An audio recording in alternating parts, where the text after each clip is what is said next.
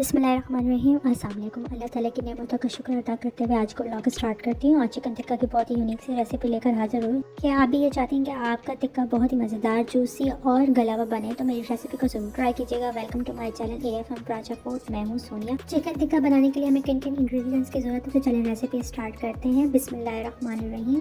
एक चिकन लिया और उसके मैंने छोटे पीस करवाए, बिल्कुल इस तरह। चिकन के जितने छोटे पीस होंगे चिकन उतना ही मज़ेदार और जूसी बनेगा। रेड फूड कलर 1 चुटकी, हल्दी powder half teaspoon, 1 teaspoon red chilli powder, हस्ब ज़ायक़ा या 1 tablespoon, chicken tikka powder 2 tablespoon, lemon juice 4 tablespoon, mustard paste 1 tablespoon. Chicken पे सारे मसाले ऐड करके उसको अच्छी तरह मिक्स कर लेंगे, बिल्कुल इस तरह।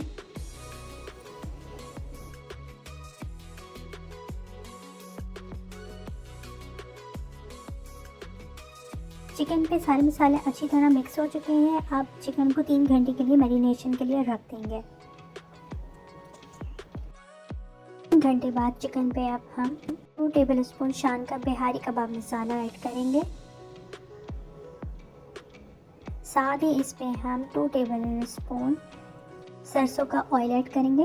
उसको अच्छी तरह मिक्स करेंगे और इसको मिक्सिंग के बाद हमने इसको साथ ही सीखों में परो लेना है और बारबेक्यू कर लेंगे। क्योंकि बिहारी कबाब मसाले में कचरे यानी कि गोश्त गलाने का पाउडर ऐड होता है, इसलिए इसको ज़्यादा देर नहीं रखेंगे।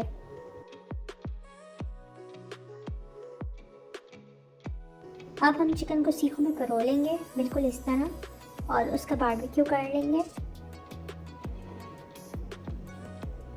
बारबेक्यू करने के बाद चिकन टिक्का हमारा रेडी है। तो है ना बहुत ही मज़ेदार रेसिपी, बहुत ही जूसी, बहुत ही मज़ेदार और बहुत ही सॉफ्ट चिकन टिक्का बनकर रेडी है। रेसिपी पसंद है तो लाइक शेयर ज़रूर कीजिएगा।